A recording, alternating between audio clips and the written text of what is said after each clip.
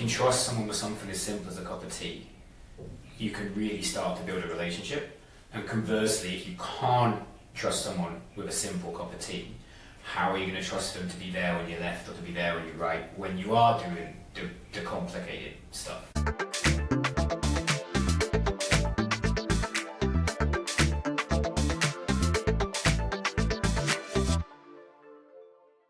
It's leadership, actually. Yeah, very different. Well, how are you? I'm very well. How are you, Lisa? I'm very well, thank you. I'm all good. But prepping. Oh.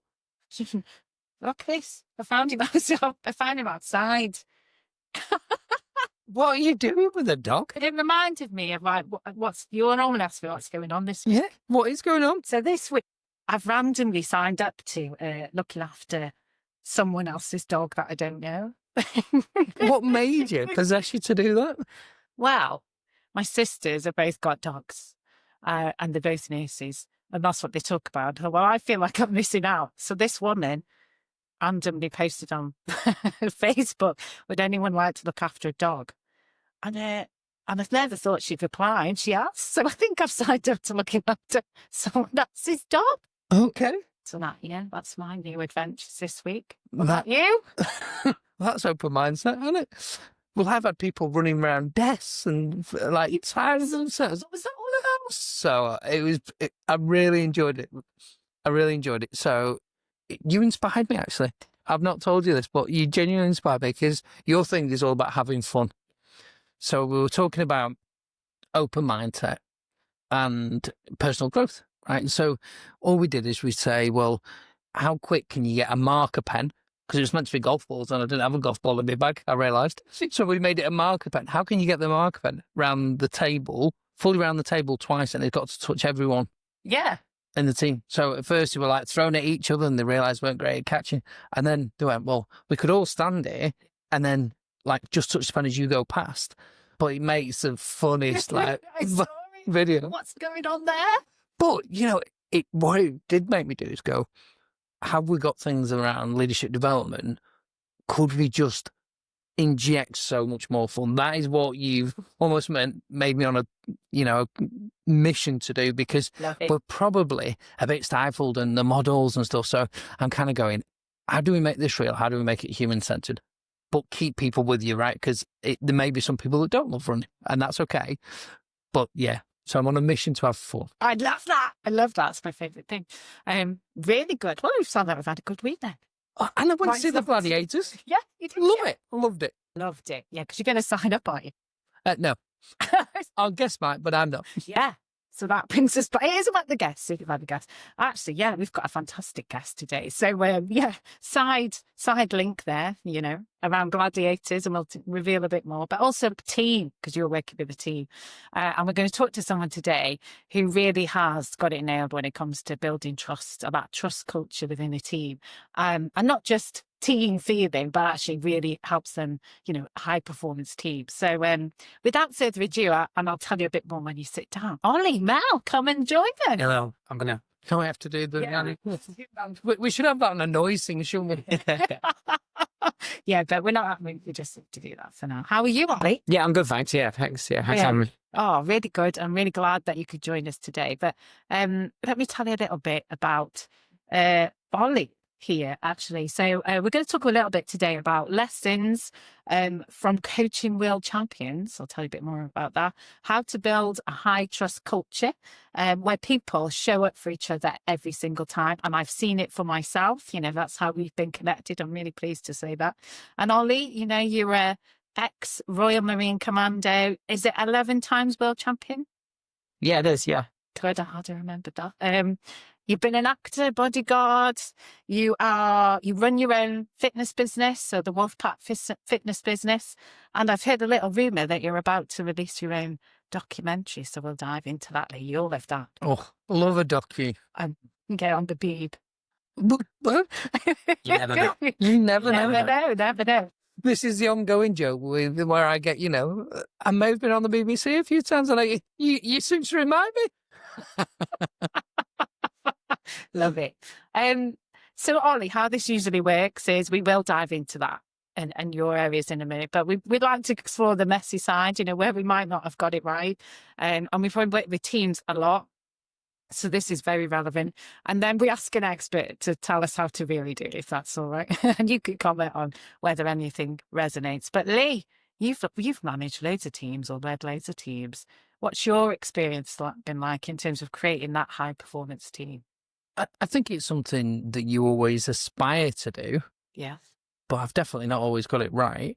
And certainly then lastly, in more consultancy or facilitation, I recognise looking back now and I'll go, I'm going to do a team building event, that is meant to increase trust. And then we get the Lego out or whatever it might be. And actually what I've often thought about the activity, not necessarily the impact. Yeah. So, when we were sort of coming up with this whole podcast idea, you go, oh, well, has there ever been a mistimed team building event? And when you sort of said that, I was like, I've done loads of them. and not got it right. And don't get me wrong, there's other stuff that I've done that I think has really landed. One came about by chance, actually, that I pinched, right? Or stole with pride. And it was dead simple. And so a marketeer asked her team to she asked her team to do 2 slides of A4 PowerPoint of just pictures. And what I noticed was when people then explain what was going on, there was magic in the room because they started to make connections between each other on where they had similarities. And I was like, I've over-engineered this like a million times. This is genius, and it's getting people to talk about themselves and see how they connect on a way better level than I can ever do. Yeah. And the depth in some of the conversations and what some people shared and offered was incredible. The other bit that I noticed and just observed was, what are people not saying about themselves? Yeah. Where are they holding the mask? And then I did a bit of self-reflection of like, am I holding the mask when I'm doing that sort of stuff? So some good, some bad, very messy, as always. As always, love some of that. Definitely resonate. I always think back to when the first times of being a leader, and I'd got I'd been a branch manager, but I got, a head office job, and I got this team. They were a lot older than I was, and I thought, I'm going to do this right.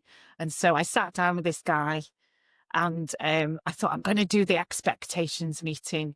So, 2-way expectations. So I started the meeting, and he was looking at me like, what? He's like 20 years older than me and more. And I'm going, so we're going to do expectations. This is what I expect for you. And he literally got the piece of paper and he threw it at me and said, don't come here with all that new leadership. And he's like, I've been doing this for years. I'm not going to get into that. Who are you trying to prove? And I was like, oh my God, I thought this is going to be the way that we set up the team. And I knew I had to work differently. Kind of some of that theory that you go on these workshops and do, and then you try and do it. People have been doing their job for years, and they don't want somebody just coming in and changing. So I had to really think differently about how I led him and these other people in the team, and actually became one of my greatest advocates. We worked together, but a lot of it was about knowing how he worked and he knowing how I worked, and kind of building that respect. So yeah, but I totally fell over, very messy. It does go back to, and I think we both just describe it there roundabout, is being open enough to get that information and do something about it. Because that's really important. Like, you can mess up, but actually if you learn something from it, I think it then becomes a little better. It won't work in every situation, but thank God, that's just the method, definitely. But Ollie, Yes. in your world of teams, and you're going to dive in a little bit in a moment, does any of this resonate? It does. I've done work with people where we've done team building exercises. Some of them work really well, some of them don't. I think that there's room to do it in everyday activities. There's simple things to build trust and simple things. And a large part of it comes from how you structure group exercises in the military. There's large levels where you have everyday trust. Yes. And it starts at the really small things, which is where a lot of your activities you're talking about start with really trivial exercises to get people to trust each other, to get people to open. One thing that we always used to do is you have your own levels of personal accountability in military establishment. When you start training, these start off very, very simple. You're not expected to be part on day one of a fire team that can operate and do, kick down doors and jump through windows and stuff. But you get shown how to make your bed. Right. And then you get expected to make your bed, and you get shown how to clean your boots. And from that moment on, you're expected to clean and polish your boots. So you're never expected to do anything you're not shown, but it starts the first 48 hours. You're literally taught how to do everything from clean your teeth and have a shave, right? Wow. As if you've never done it before. And then from that moment on, as a group, you're holding each other accountable to it. Because if one of you drops the ball, you all suffer for it. Yeah. One place where I took that in certain groups was, instead of doing activities, you do an activity, you high five, and you go back to work.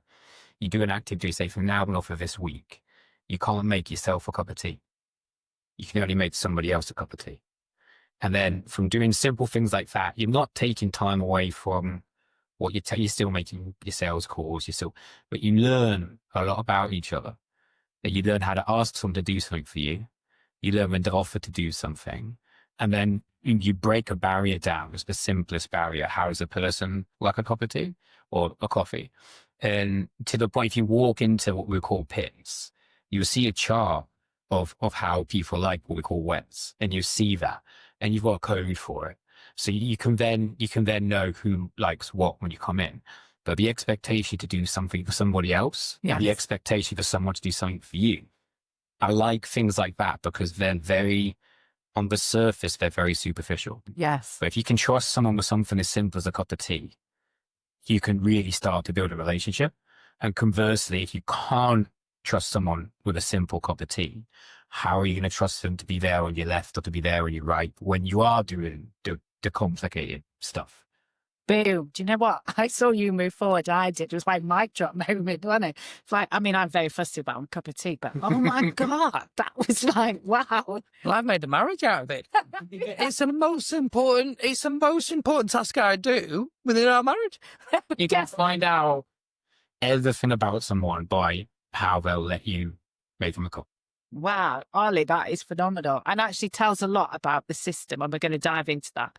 But before we do, can you tell us a bit about your plotted history? How have you got from all those different roles to coaching a high performance team right now? Yeah, and coaching teams, I've done that in sports really since I was about 15, 16 years old. So I've coached basketball to various levels at university while also playing it. And I've had some, like you were talking about, learning through failure. I've had some absolute disasters. I've been involved on management level in teams in nightlife. So I've been a manager of bars, been a manager of security teams. And I've got to look at the kind of traits that very, very good leaders have and the traits that very, very bad leaders have. Yeah. And I've been very fortunate to work on some horrendous teams. I've been very fortunate to be a small wheel in some incredibly well-oiled and well-functioning teams that do deliver a very high standard. Yes. We've always talked about it, and it kind of comes up in the gym a fair bit because the colors and the patterns of the gym are very obviously like military themes. So once you walk in there, there's camouflage nets, there's camouflage paint left, right, and center. It's very evident. The Marines flags in a corner somewhere. It's very evident to see it. So I had a short military career as War Marines Commando, and that was in my 30s. So I was quite old to join in as a recruit. Yeah. I was about 10 years older than most of the people I was in training with my peers, and I was older than some of the training team that were training me. So can I just ask you, what made you go into the military at that age? It was more I had excuses to put it off rather than anything else. And when you run out of excuses and your body's getting to an age, there's a clock that's ticking, and that makes you realize how much you want to do it. When you get, I always talk about being told you can't do anything as my biggest driving forces in life, whether it's business or whether it's physical sports or whatever, is if somebody says you can't do it. And then when it was getting to a crunch time that people were saying you were too old to do it, the motivation was there. Yeah. Hindsight, they were right. It's incredible. There's a 99% failure rate at the age of 20, 25, let alone when your body's, getting towards what you call the end of your natural physical peak. I heard that stat yesterday, which is quite. Yeah. It is worrying, isn't it? He was calling me old, I think. Look. And then from there, 4 years later, it was, well, nearly 4 years later, it was my time to leave. And leaving the forces and moving on is a bigger change in your life than joining. And I was very lucky to find a decent job, which led me into teaching health and safety and led me into sort of being in a position to go back into fitness. Yes. My attachment to my sport has been really since about 2007, 2008, where I kind of first got into kettlebells as just a fitness tool. I was obsessed with learning as much as I could about it. And I found out that there was a sport attached to it about when I was just getting serious about my Marines application. Yes. So I went and did one competition in Detroit, literally 3 months before I went and joined my first training. And then the lifestyle you think you have in these establishments, you don't have. I didn't have any social media. I didn't have any. It was a very small sport, and in that 4 year time, it just exploded in Europe and in America. So when I came out, all of a sudden there was an English Kettlebell Association, and there was pathways to get back into it, which allowed me to kind of take everything I'd learned. I opened my gym. I didn't think, like a lot of coaches, I didn't think it would take on. I thought I was doing typical kettlebell classes, which are very similar to what other kettlebell classes around the UK would be. Yes. But when they saw me training and they saw me going to these competitions, they started to jump in. And very quickly, we had a team.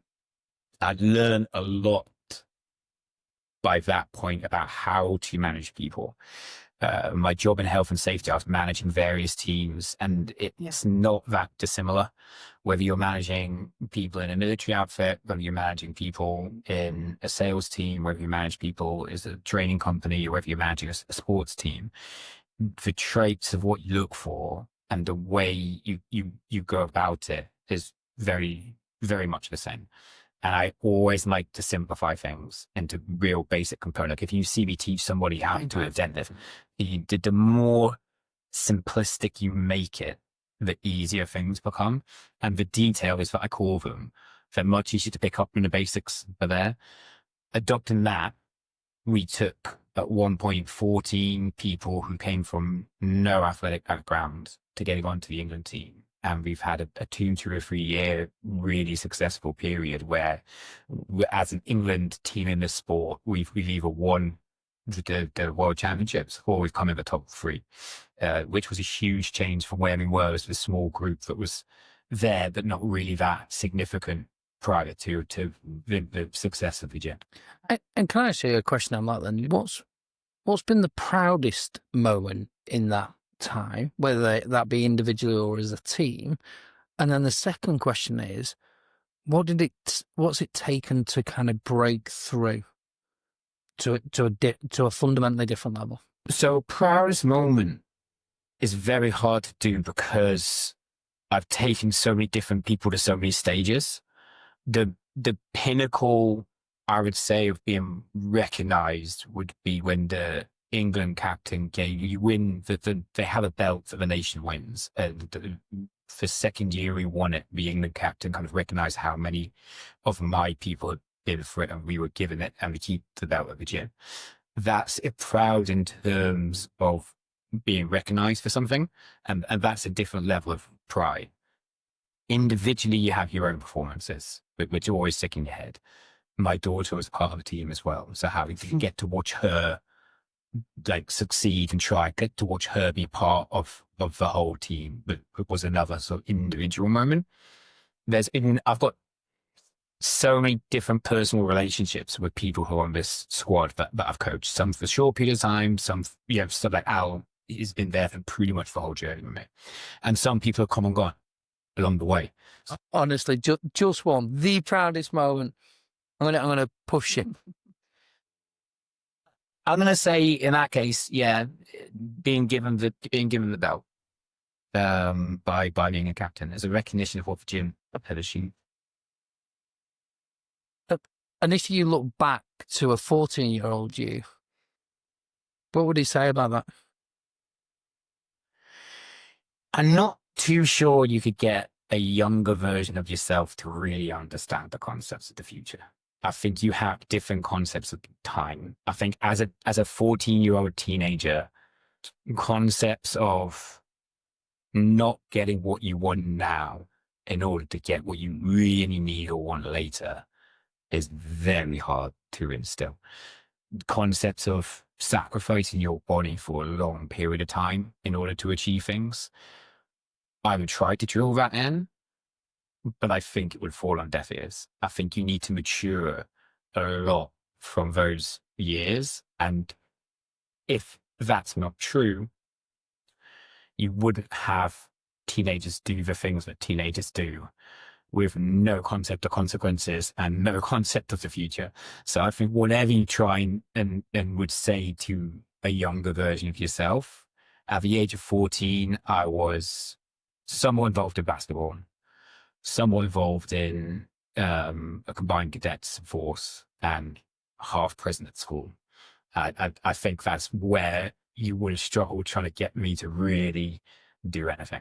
But that 14-year-old, I guess, would you have seen yourself becoming a multiple world champion? No. I think at the age of 14, I was obsessed with being an NBA basketball player, but not to the point where I was working as hard as people who become NBA basketball players was working. I was just obsessed with the concept of doing it in all complete abstract form of realism or what it would take. I think it's nice to look back on things like that, but I try not to project that on my kids because I still want them to enjoy being young. And your kids are kind of the closest thing to a 14-year-old version of yourself. You see a lot of yourself in your kids. So I think I try not. My daughters are very interested in dance, very interested in football, very interested in drama and singing, which I like that they have levels of focus. But I don't want to tie them down and say, you need to practice for 7 hours a day so you can become a professional dancer. It's not in their interests. Fundamentally agree. My daughter, all those things, freedom, creativity, good dad didn't amount to much in so many things, but it's almost your own journey, isn't it? Yeah. You know, I'd take that point on from an individual basis. So, Ollie, I don't think you give yourself enough credit around what a great teacher you really are. You know, you kind of go, oh, and it's like, you know, it's like you move from one role to the other and they're kind of similar. But actually, probably when you're doing it, you until now, you probably haven't recognised that there's some real methodology in there. You know, the team that you have grown and built, I've seen some of that for myself. Although I always laugh that the first time I met Ollie, he said I could have a free session. So I go on a Thursday and it's the training night. I don't know that. And he puts me right in the middle. And then I look around and he said, oh, you're very welcome tonight, but we are training the World Kettlebell team. They've got these massive kettlebells and he gives me a 4. And I can't go anywhere. And, you know, but breaks it down and I stay. And for a moment, because I'm really faddy, I thought, you know, I think I could do on this team. And I think they've just gone on. I mean, you've been recently in Men's Health magazine, in like the front cover to talk about your team. You've had them recognised in a documentary. I'm just going to interject. David Beckham was actually on the front cover. Yeah. My world record was next to his hip. That's about as close as I got to the front cover. But I'll take that. Take that, you know, definitely. I'm sure it was that, not the picture of David Beckham that sold the That's film. why what's it happened. Definitely. And I have seen them on a Sunday morning rock up, you know, from all over, not just locally, to support each other. So what is it? What have been those components, apart from making each other a cup of tea, that have brought them together as a high trust team? Funny you should say that because it's one thing that I always do. Yeah. The team has done phenomenally well, and some of that is in the simplistic nature of the sport. It's not a sport that you have to be in your 20s, 6'5". You know, there's certain physical attributes that the sports I used to be involved heavy, like basketball, kickboxing, MMA, football, swimming. I work with other athletes in other sports. So I've got a rowing kid now who's going for a row scholarship to an NCAA division. So he's on the what you call like Oxbridge rowing development programs, and Yes. rowing have got him involved, and he's got good chance of getting it into an American scholarship. He's got certain physical attributes genetically. Yes. If he didn't have, he wouldn't be in for selection. The number one requisite for success in kettlebell sports is will you put the time into that? Will you put the effort in? People might argue there's some natural tendencies to cardio. Most people who do very well at this have done something in endurance sports like marathons or ultramarathons. The success of the team, I didn't pick the people. They came to me to do this. So I didn't get to select the people, but the people who have stayed are the people who embrace what I'll call culture. Yes. Our gym has a very specific culture, and you see that we're different at competitions. You have people doing more than is what's needed because it's for somebody else. That is the best form of culture you can have. And then it makes leadership so much easier because all I have to do is what I expect them to do.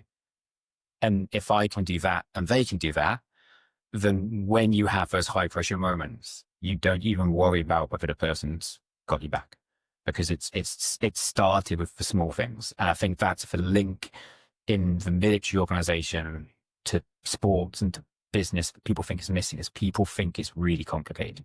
People think you have to have really complicated strategies to build leadership and trust. What you have to do is get people to the point where I say, well, I think about what this person needs before I think about what I need. And can I trust that the other person's thinking about what I need more than I think about what they need? And it starts with the real basic things. Can I trust someone to make me a cup of tea? Wow, what a human approach.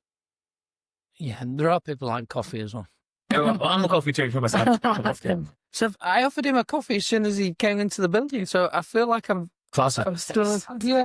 I didn't know I was getting tested, but it's actually really important. Holding the door actually is something else. Yeah, like phenomenal in terms of like that human approach. And somebody might not think that in sport. You might think it's kind of a selfish, you got to be the best, and in military, but actually seeing that for myself and that real approach around would just be accountable to somebody else. Have you allowed to say people's name or famous people's names? Have you guys? I'm sure you've heard of Simon Sinek. Yes. Find Your Why. Yeah, He does a lot of work learning from the American high performing military outlets, and he talks about his graph of performance and trust. And I've used this because I've had people that have come and gone not because of talent, but because they can't embrace the culture of doing things for other people. Yeah. And them leaving has massively benefited the team. Individual performances, they may have been really high, but then at the first hurdle, they would not want to do something to someone else unless there was an immediate return given back to them. And you get people like that. And Simon has it, the trust to the personal achievement. So everybody wants the individual high performer on their team that has a high level of trust. But for real high out performing companies and organizations will take someone of a lower personal ability but a higher trust value over someone with a high personal ability but a low trust value. And if the top functioning sports teams, business teams, military teams, if the top functioning people do that, there's got to be a reason for it. You will get a short-term loss from it because you lose that high-performing individual, but you'll get a long-term gain from it. And if you can think about the bigger picture, if your business concept is where we're going to be in 20 years, not 2 months, then those things pay off a bit. There's a whole thing around delayed gratification, and I'm big on that. And I can definitely hear the military element from your background come all the way through this. I was the people director at the Great Schools Trust, and they had combined cadet forces who would come in and teach the kids around, and there were leadership academies. So I can really see the parallels. My own stepbrothers, ex-military, that really resonates. I know for other people, though, that actually hierarchy and it's almost like, oh no, that's not for me, because they might have a perception and I can see your reaction to it, right? So I used to be like that. I used to be so like my first appraisal out of university. I had a job. I won't say the company, but it was a generic fitness instructor's job. And my first one-to-one was all about my poor attitude to leadership and authority figures.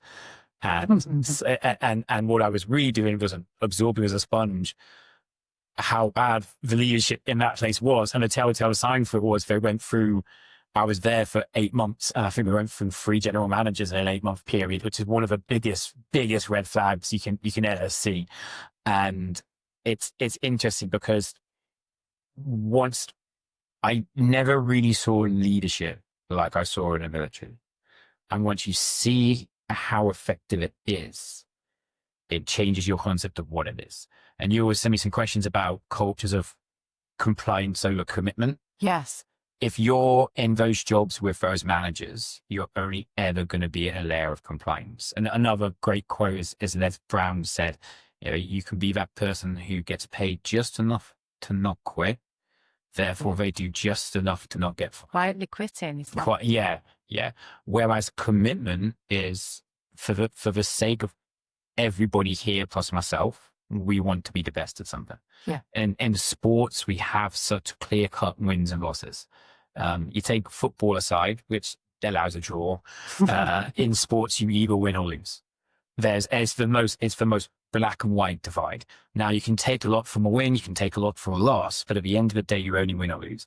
In businesses, in chains, if you're working in a commercial bank, you're working in a commercial pub, you're working in a supermarket, you never really see the win or the loss throughout the day. So it's very hard as a leader to let people know today we won, today we lost. And it's very hard to see a connection to it because they're so detached from what the company is trying to do. They'll never see the benefit of it. So it's very hard. In the biggest barrier of taking concepts from sports and putting it into a business is how does the team know if it won?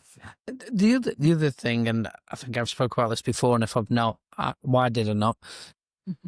Is this parallel? And I actually think it's been slightly exhausted, the parallel with sport and business, if I'm completely candid. And I've been a huge advocate because I love sport and therefore I want to make the match. It's just because of this, right? So you will train, and you already said, infinitely in order to perform in the moment. And actually businesses are the complete flip of that because you're performing constantly. And training for zero. And training for zero, right? Or very, very minimal. And therefore the parallel or the context is slightly upside down. It's not what's the phrase? Apples with apples, pears with pears. And therefore I get curious around, there's lots to learn in terms of the principles.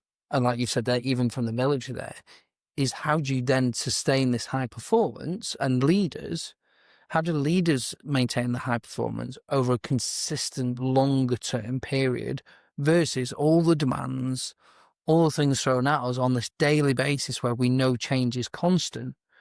Like, how do we do that? Well, I think the answer for that is a very good question, because you can see a lot of businesses and companies that just get lost in the day. And not a lot changes from 9 a.m. to 5 p.m. And you get companies that have so much of a goal that if you did everything you had to do on today's list by 12 o'clock, by 5 o'clock, you're still putting fires out because there's always another. Yeah, there is. There's always another trouble coming.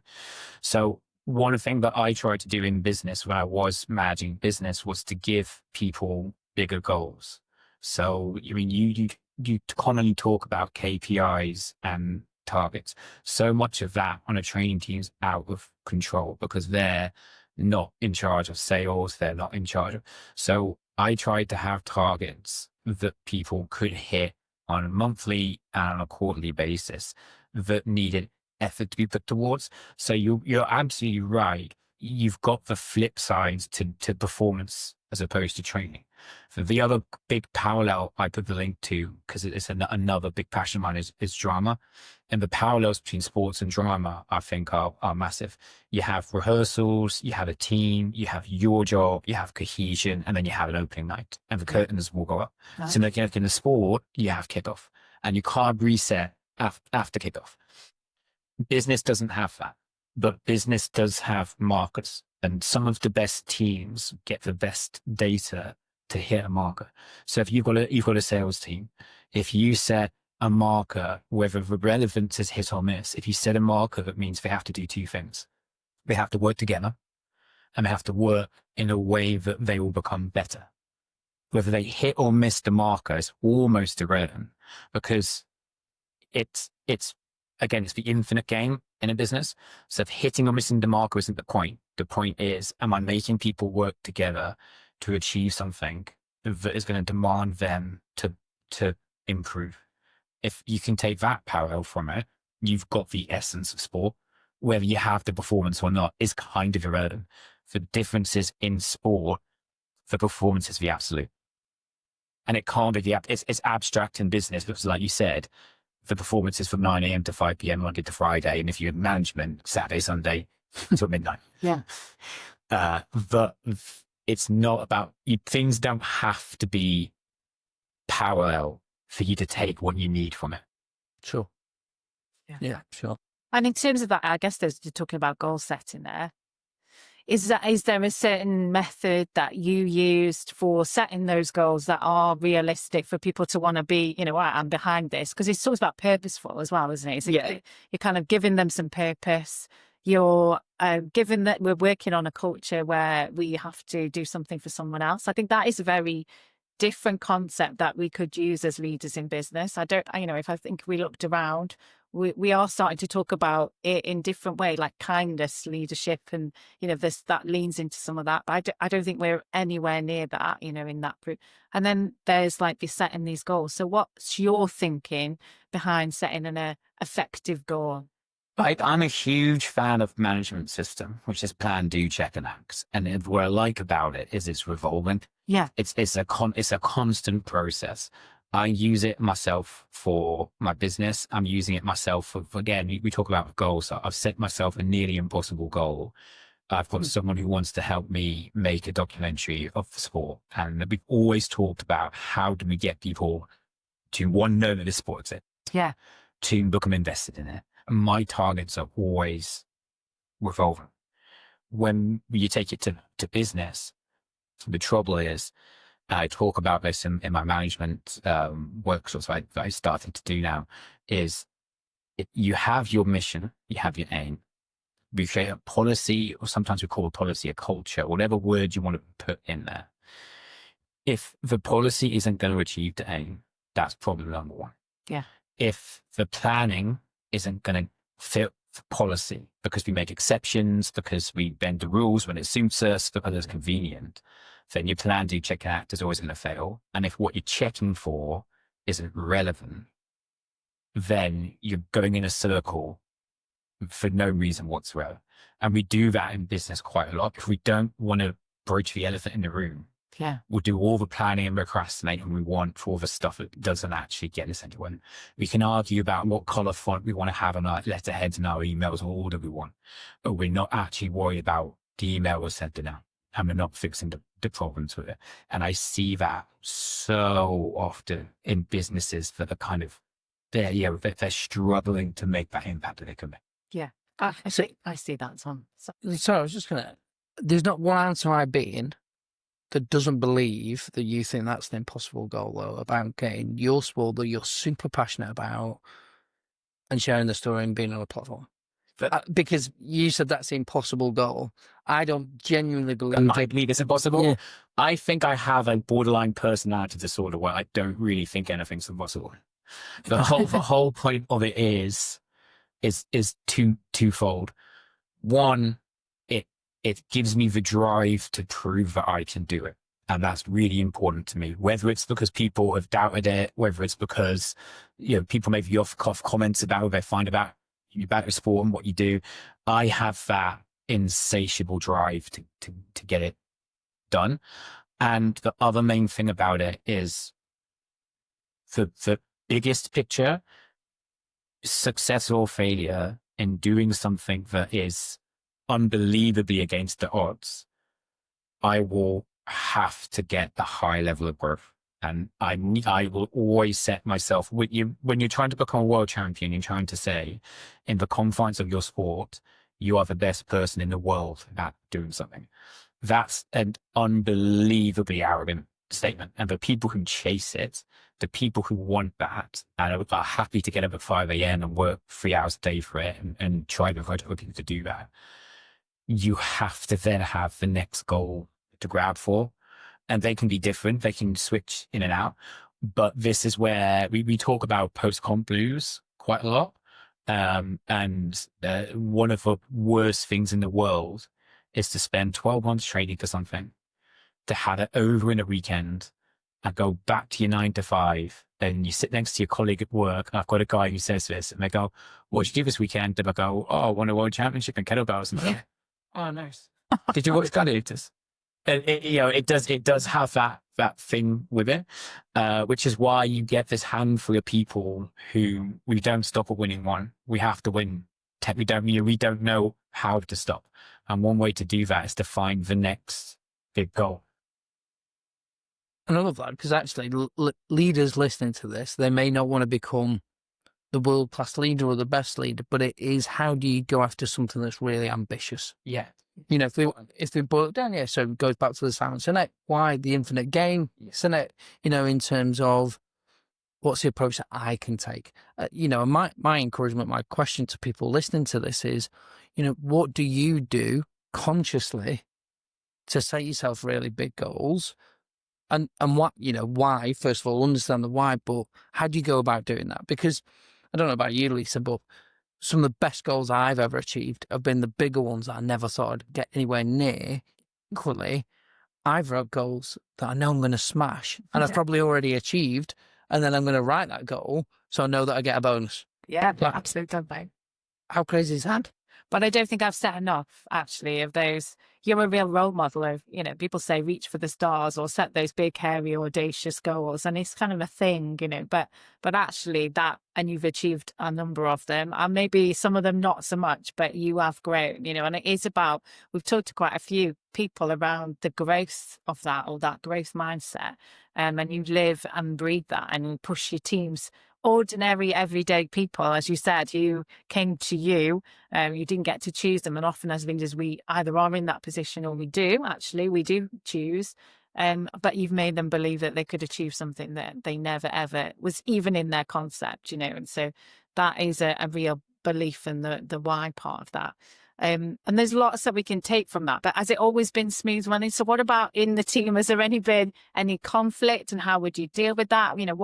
Do they have all this stuff and they all just be a team? It would be such a boring story if that was true.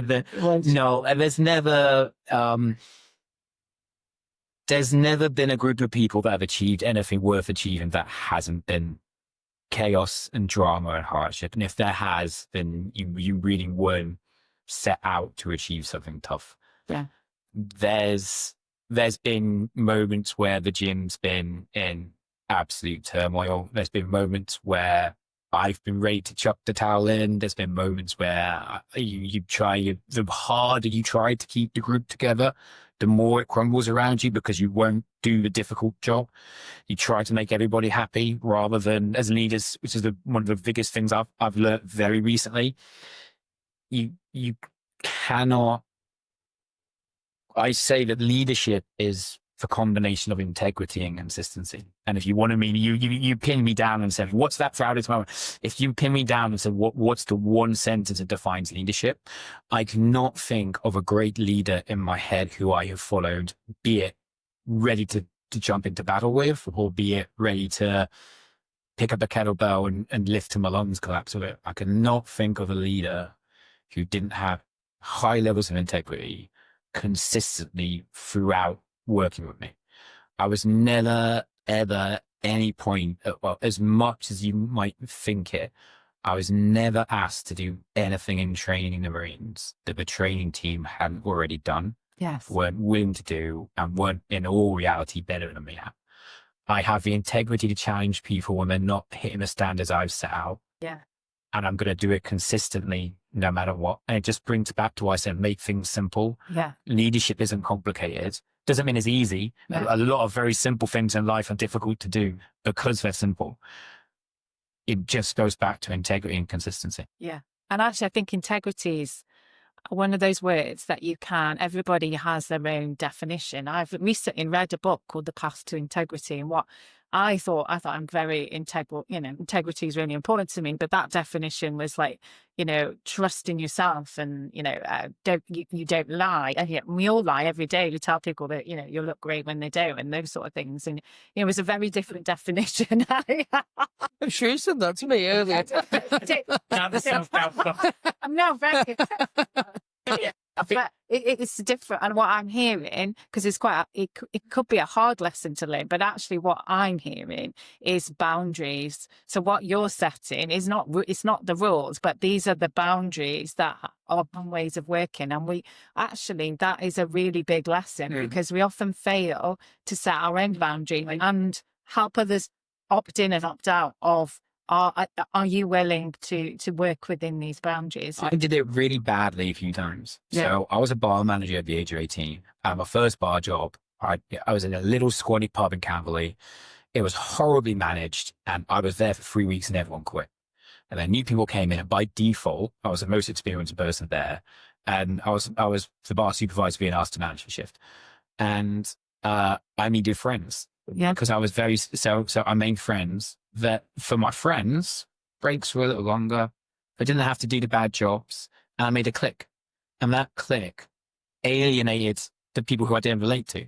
So we ended up with a very bad bar being badly managed, being badly supervised. Yeah. And it was me and my 3 or 4 friends, and then the rest of the group who hated us. Yeah. And it was because I just had, I was very fast pouring pints. I was very good at talking to people. I was very good at talking to drunk people. Individual skill, very, very high. Loyalty and trust, very, very low. Yeah. And it really fell at his feet. And it was a horrible place to work. And people dreaded coming to work. And I learned a very hard lesson at the age of 18. Integrity isn't my own person. It's not me being the best kettlebell lifter on the team. I'm not. I've got 2 people I coach who are better lifters than me, and I'm proud to say that they've done phenomenally well. It's integrity is, do I still want to coach them as to get the best out of them, no matter if they're now at a point where I'll never catch them up. Yeah. If that's integrity, and can I consistently try and do that to everyone on my club? Nice. And again, keeping it. It's the simplest things and the smallest details do 80% of the work, and the other 20%, your experience will pick that up on the way. Thanks, Ollie. So what she so much in that, as you would always say. What's the one thing that resonates that you're going to take away with? Well, before I do that, I'm going to just ask a final thing, because I know that you run a business, you're a really busy dad, and you're a world champion yourself, and you coach the team, and that will resonate with a lot of people that we work with. So it's not about actually you've got every time in the world to put it in. How do you meet your needs of you and your family and the business, as well as do all those other things? How do you do that? You'd have to ask my family if I do meet that. You'd have to ask them, because there are working realities of the amount of time in the day. Yeah. So when my daughter was 2 weeks old, I was deployed, and I was deployed to the other side of the world. And I was in a situation, and I'm not going to do it just to big myself up, but I was operationally deployed to the other side of the world. And you can't in the back of your mind have any distraction. So a coping mechanism was that side doesn't exist. And then it was incredibly hard to do that, because we had certain situations, and my daughter had a health scare, and I had to be in contact, but I couldn't detach myself from it. So when I came back, one of the first things I did was I quit. And I was obsessed with this conscious thing of how much I missed. So I ring fence 2 very obscure parts of the day for my family. I take my kids to school. Yeah. And I pick them up from school. And I think I might have missed on one hand the amount of times. So if I've been working away, because I do teach courses away, so if I'm working away, I can't. But those parts that other parents really don't give too much time for the day are like maddening to me. The other thing I do is I'm making a choice myself to push myself to this level. I do it in my own time. And then we talk about, I say everybody has a 5 a.m. 5 a.m. is one of the best equalizers in the world, because you can be rich, you can be poor, you can be in a council estate, you can be in a mansion. There is still a 5 a.m. And life isn't fair. It's not your choice what environment you're in, but you can set an alarm to get up. It doesn't have to be physical, it doesn't mean fitness. I will get up at 5 a.m. pretty much 6 days of the week, if not 7. And if it's not to go in there and train, it's to get 2 hours ahead of the day for the emails, the invoices, all the things that I have to get done. Then when my kids get up, it's out of school time now, so my kids are waking up at 8, 9. and that's with you shaking them. If I've got up at 5, by 8 o'clock, I can have done 1 PT client, send any emails I want to send, got myself into a gym and trained for an hour and a half. And if I have to go back later on in the day, fine, I have to do that. Yeah. That's my choice. But those are the things anyone who wants to juggle these, if you really want it, you will do it. There's only so much you can make the excuse for I don't have time. And you have to create time or make time. You don't. You just respond to it differently. Yeah. And that's the difference. And if you're not willing to get up at 5 in the morning to do it, fair enough. Like, some people just aren't willing to do it. The trouble is, you kid yourself and say, I'll be more productive at night. 10 o'clock to 12 o'clock, you don't tend to do that much. Nobody does. You get up at 5 in the morning, you're not watching movies on Netflix. You're not drinking wine with your friends. You get up at 5 in the morning, you're focused, you're motivated, you can get stuff done. That's why I always say, if you want to create more time, you're going to have to sacrifice.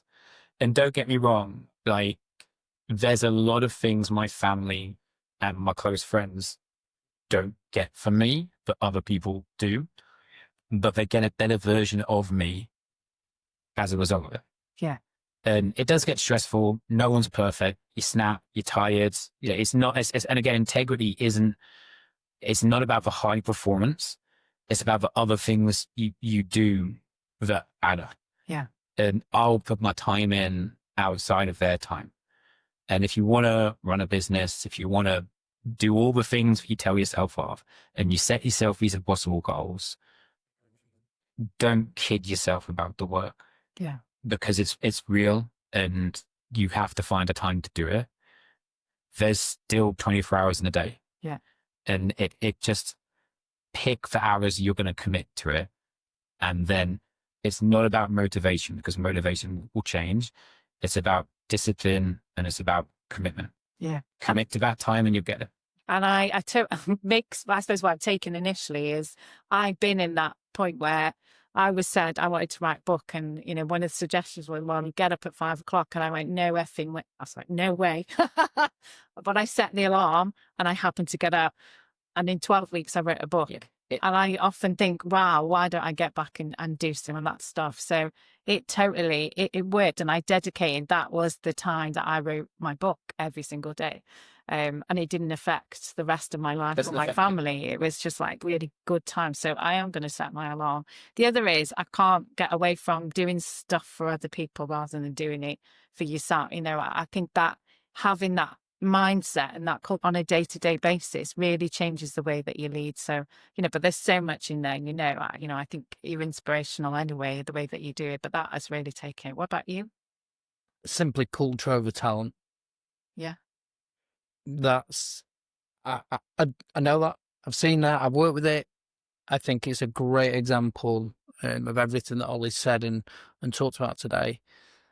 That really resonates. And actually, if I think about the high performing teams I've worked in, Haven't been the most talented. No, not always. Almost, you might say they're an underdog. That might be one of your sayings. Yeah. Yeah, I've definitely seen that. And out of the people, you know, I can, if we were to name names, but there's too many of our club to name. And if I name names, I start leaving names out, and then people think it's unfair. But there's something so inspiring about the story of the average 30 to 50-year-olds I've worked with become world champions.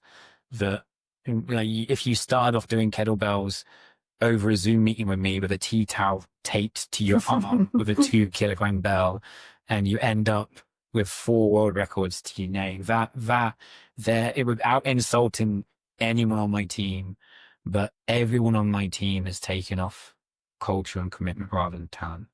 And you could have them walk through Manchester now, and you wouldn't look at any one of them and think that's an athlete.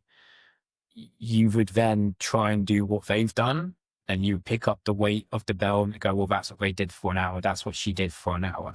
You wouldn't think it possible. So I 100% agree with that. As a theme, cultural talent, it's just very hard to trust it.